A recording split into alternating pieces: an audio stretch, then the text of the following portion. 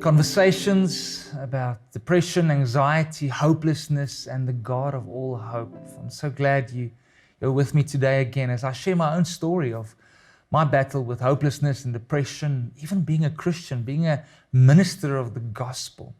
I want to break down some stigmas. And today, I want to jump into how do you identify depression in yourself or some other people and friends or family that might be struggling with this. Now, firstly, I want to say you can only identify it. Please do not self-diagnose.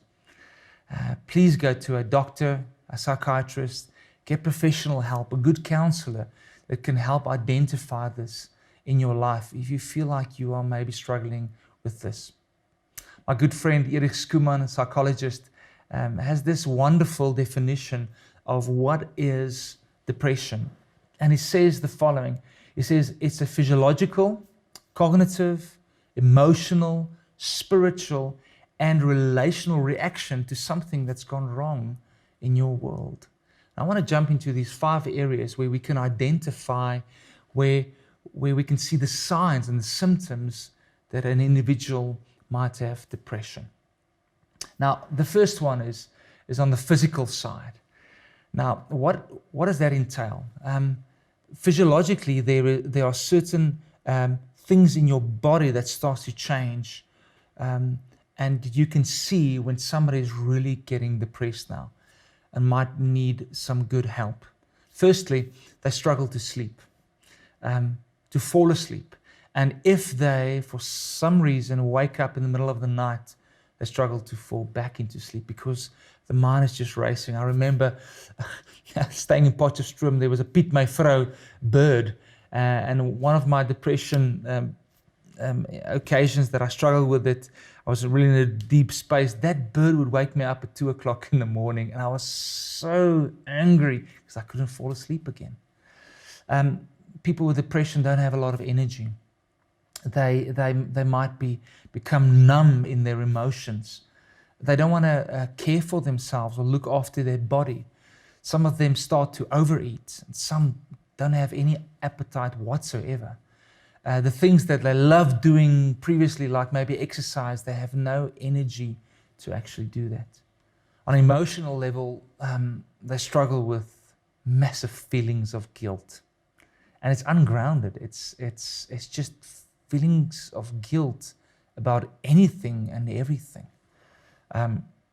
For me, there were moments where I felt worthless, where you feel so disappointed in yourself and you feel like a failure. You see, it's one thing to fail, but it's totally different when you feel like a failure. And many people struggling with depression feel like a failure. Now, as a Christian, that cannot be true, because in God, we are not failures. We are made in His image, but this is where the lies of the enemy start to mess with your head.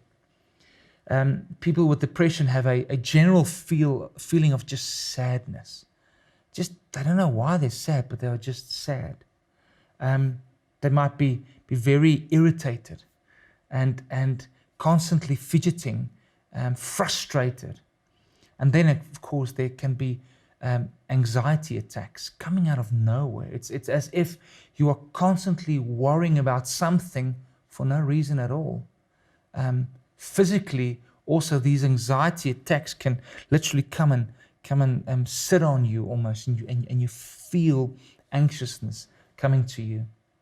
On a cognitive level, your mind level, there's a negative outlook on life. It's as if everything comes through this filter of negativity. Struggle to concentrate. I remember that I struggle to make decisions. I'm fairly a strong individual, always been in leadership positions, and in these times I don't know even what to eat for breakfast or what clothes to put on. I just couldn't make decisions. There might be thoughts of death, of suicide, constantly in these people's minds. You struggle to remember. There was one morning when I woke up and I totally forgot the PIN number of my credit card. It's just as if you just can't recall things. Some people are so critical about themselves. It's critical thinking constantly. There's almost like a self-hate. There's a moment where I sat before my computer and I was putting up a budget and I couldn't get the numbers right. And I remember shouting and actually swearing to myself, "You are such a loser. You can't even get this right."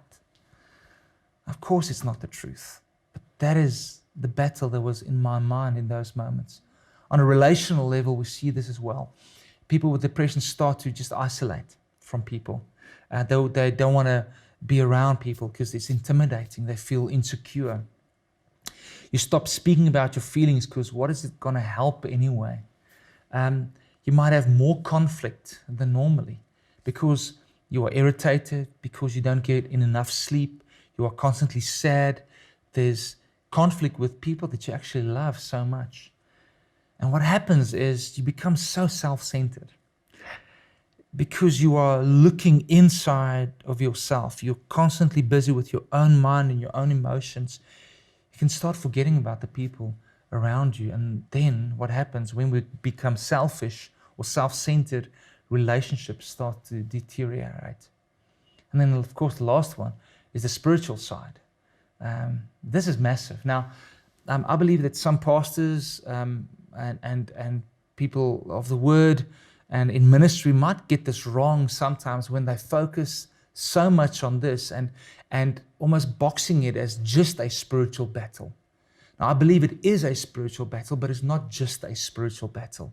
I believe it is a holistic approach that you need to have, and we'll get into how do you approach depression at a different session together. But in my life, it was definitely spiritual as well. On the spiritual side, it might be people that is so fixated on sin in their own life, their own mistakes, and they think that God is constantly angry at them. And when God is angry at you, you start to isolate from God and from the church because why do I want to go to God that's angry at me? And you start to feel hopeless because if I can't go to God, then where can I go to actually? And you actually think that God has abandoned you. And this is where the enemy comes in. And he loves this lie that God has abandoned you. God has forgotten about you. And this is where the battle spiritually starts to come in. And this is where the lie of the accuser of the brethren, the book of Revelation speaks of. You are accusing yourself already. You remember that self-hate, those self-doubting thoughts running through your mind and your heart the whole time. And now the enemy's voice starts to combine with that voice. And wow, what a terrible, hopeless place that is. And I feel for you because I've been there. I know how that feels. But that is not the truth. Because you start to think that God is not for you, He's against you. And you start to ask, but where is God then? And you start to feel lost, even if you are born again.